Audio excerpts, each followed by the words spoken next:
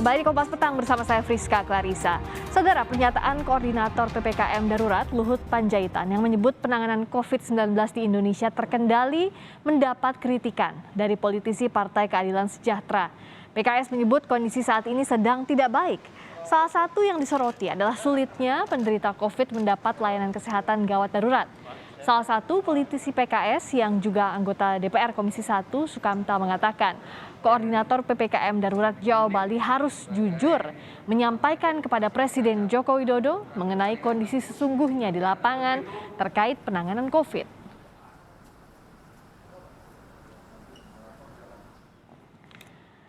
Seperti dikutip dari laman kompas.tv, anggota DPR fraksi PKS Sukamta mengatakan sebagai berikut. Koordinator PPKM Darurat Jawa Bali harus jujur menyampaikan kepada Presiden Joko Widodo mengenai kondisi sesungguhnya di lapangan. Jangan membuat laporan yang isinya agar Presiden senang, padahal kondisi Indonesia tidak baik-baik saja.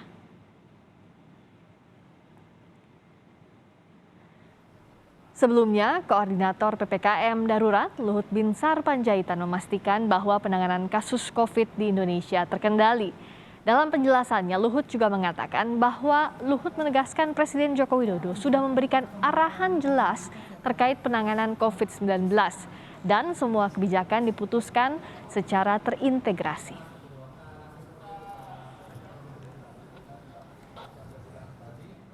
Kalau ada yang berbicara bahwa tidak terkendali keadaannya, sangat terkendali. Jadi yang bicara tidak terkendali itu bisa datang ke saya, nanti saya tunjukin ke mukanya bahwa kita terkendali. Jadi semua kita laksanakan. Bahwa kita punya masalah, saya berkali-kali sampaikan, yes kita punya banyak masalah, dan ini masalah kita perbaikin dengan tertib, karena tim, saya ulangi, tim bekerja sangat kompak. Jadi Presiden memberikan direktif yang sangat jelas, dan Presiden sekali lagi saya katakan in charge di semua ini. Dan kami sebagai pelaksananya tidak ada masalah dalam sini. Semua kami putuskan secara terintegrasi. Saya ulangi, semua kami putuskan secara terintegrasi. Pernyataan Koordinator PPKM Darurat Luhut Binsar Panjaitan soal penanganan COVID terkendali mendapat kritikan. Politisi PKS menilai kondisi yang disebutkan tidak sesuai dengan keadaan di lapangan. Benarkah kondisi COVID di Indonesia terkendali atau justru sebaliknya? Kita akan bahas sore ini bersama dengan Ketua DPP PKS Mardani Alisera dan anggota DPR fraksi Golkar yang juga merupakan Wakil Ketua Komisi 9 DPR Emmanuel Melkiades Lakalena. Selamat sore Pak Mardani, Pak Melki. Selamat sore, Pak Rizka. Saya ke Pak Mardani dulu. Jadi kenapa PKS menilainya laporannya Pak Luhut ini asal Presiden senang? Saya menilainya sudah kerja keras, tapi belum kerja cerdas dan belum kerja tuntas. Ya. Karena kenapa tidak kerja cerdas? Saya belum penggunaan teknologi kayak PPKM nanti penyekatan. Padahal dari segi traffic, kalau kita gunakan IT bisa kelihatan berbagai pergerakan masyarakat. Pandemi ini sederhana. Mobilitas dihentikan ketika sudah masuk.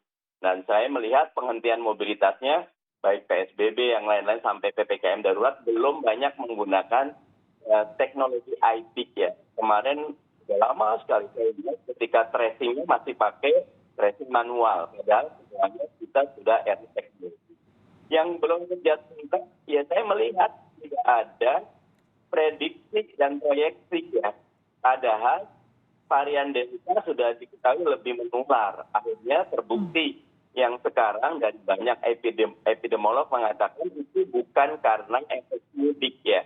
Karena banyak sekali balita yang tadi nggak kena, sekarang kena. Balita kan mobilitasnya sedikit gitu kan. Tapi karena varian Delta ini, dan Delta itu sederhana. Kalau diikat saja dari India dari awal, kita tidak akan kena yang berat seperti ini. Jadi belum kerja tuntasnya dari hulu sampai hilir. Di hilirnya penyediaan ICU, rumah sakit, bed occupation ratio, sampai ke oksigen dan obat, kita mesti punya catatan. Sudah kerja keras, tapi belum kerja cerdas dan belum kerja tuntas. Oke, tapi artinya laporannya sesuai dengan lapangan atau tidak kalau yang PKS lihat? Karena kalau tadi kan Pak Sukamta bilangnya belum sesuai dengan di lapangan alias ABS. Ya, belum sesuai di lapangan kan buktinya sekarang 54.000. Kita 2 hari terakhir ini menjadi nomor 1 di dunia. Bahkan sedih sekali ketika beberapa negara, termasuk negara tetangga yang kecil-kecil sudah menutup tentu semuanya ada dasarnya. Tapi kan dignity, martabat kita sebagai bangsa dan negara sekarang dipertaruhkan ketika di dunia internasional dianggap epicentrum baru itu namanya Indonesia, begitu. Oke, saya ke Pak Melki. Dianggap belum kerja cerdas, belum kerja tuntas. DPR melihat hal yang sama? Terhadap kondisi pandemi saat ini, itu kan parameternya sebenarnya ada pada 4 angka sebenarnya. Angka positif harian, angka kesembuhan, angka yang meninggal, dan juga angka di keterisian tempat tidur baik untuk isolasi maupun juga dengan ICU. Harus diakui bahwa memang angka-angkanya itu sampai saat ini belum bisa dikendalikan. Artinya bahwa kenaikan ini sampai saat ini itu masih fluktuatif naik turunnya, kadang masih naik lagi, kadang turun dikit ya. Tapi intinya bahwa belum bisa terkendalikan dan dibuat menurun secara lebih cepat. Nah, dalam kondisi ini tentu ada banyak hal yang bisa kita lihat di tempat mana saja yang masih perlu untuk kita perbaiki. Nah, dari angka-angka harian semacam ini bisa kita lihat bahwa di aspek penularannya itu masih tinggi. Karena angka tadi yang disebutkan itu bahwa angka dia sekarang ada di kemarin 54.000, 56.000, kita pokoknya seperti semacam itulah angkanya ya. Oke. Jadi karena penularan harian tinggi itu menggambarkan bahwa memang tingkat infeksi masih tinggi di tengah masyarakat kita. Nah, tapi juga yang masih kita menyedihkan sekarang adalah angka kematian dan angka yang di tempat tidur di rumah sakit yang juga masih kita kejar. Hari ini misalnya kami dari Satgas lawan COVID-19 DPR RI, saya menampingi Pak Dasko, kami juga melihat bahwa pemerintah mempersiapkan rumah sakit modular untuk bisa dipakai untuk antisipasi terburuk. Nah, hal semacam ini yang saya kira kita dorong betul agar di berbagai hal yang bisa dikerjakan ini kita dorong pemerintah untuk makin mempersiapkan dalam berbagai macam skenario kemungkinan apabila ke depan ini kondisinya belum membaik ya. Oke, jadi kalau dari Pak Melki setuju atau tidak dengan statementnya PKS yang bilang bahwa sebenarnya ini tidak terkendali kondisi COVID? Ya, kalau bilang tidak terkendalikan, seandainya itu tidak seperti yang diperkirakan ya. Dan dari awal saya kira pemerintah sudah memperkirakan bahwa angka kenaikan ini akan naik dengan melihat situasi dan tren dalam beberapa minggu kemarin.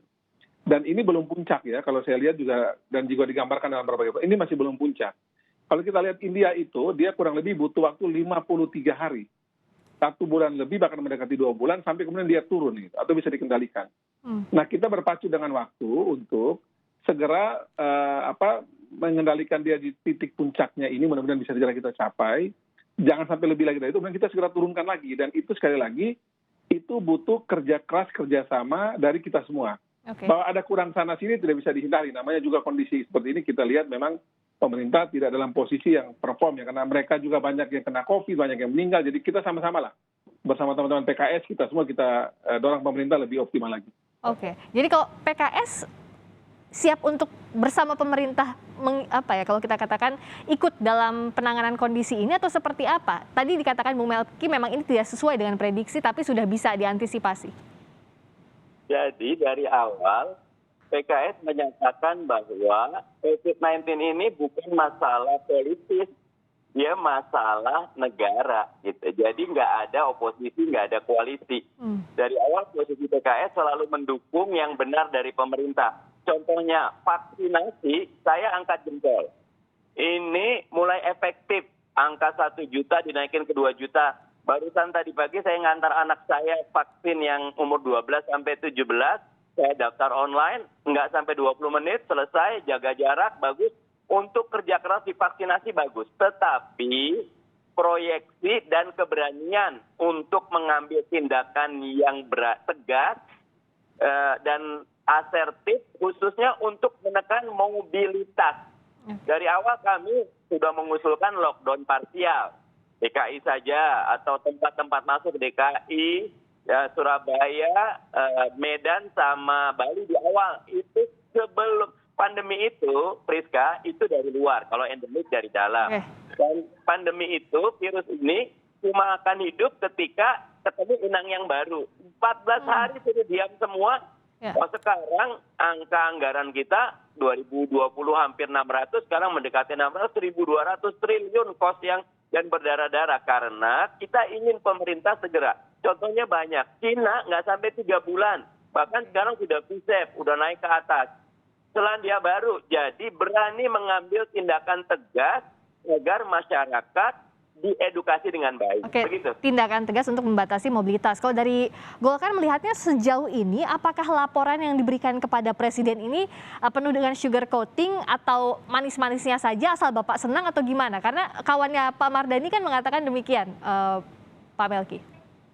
Ya, kita ambil sisi positif ya. Jadi peringatan dari temannya Pak Mardhani itu diambil sisi positifnya sebagai memicu kerja pemerintah. Tapi yang pasti kalau soal data, jangankan Presiden, kita rakyat Indonesia juga bisa lihat setiap hari kan. Angka-angkanya itu terang benderang dilaporkan tiap hari. Jadi tidak ada angka yang ditutup-tutupin, ya. Tidak ada angka juga yang disembunyikan, bahwa akan ada perbaikan itu pasti dan harus ya. Kita harus tetap mendorong pemerintah dengan segala yang sudah dilakukan ini masih kurang lebihnya mana kita perbaiki dengan berbagai posisi masing-masing, berbagai cara masing-masing ya. Tapi pada saat yang sama juga begini, kita ini bersatu-satu republik saja sudah kerepotan. Jadi saya setuju dengan Pak Mardhani tadi itu, kita harus sama-sama satu kekuatan besar ini untuk mendorong agar penanganan COVID ini dengan dari hari ke hari makin lebih baik dan kita saling mengisi kekurangan. Saya tertarik kemarin itu tulisan dari Pak Yudi Latif ya. Saya ngomong kemana-mana hari ini. Saya bilang di situ Pak Yudi Latif menggambarkan bahwa jangan pernah kita menggantungkan penanganan COVID ini hanya kepada pemerintah. Dan pemerintah juga jangan terlalu dominan juga ngurus penanganan COVID ini. Berikanlah ruang kepada rakyat dengan segala kreativitasnya ini penting terkontrol, diorganisir, dikoordinir, sehingga pemerintah itu menjadi semacam terdepan, kemudian rakyat juga didorong untuk juga terlibat dengan caranya.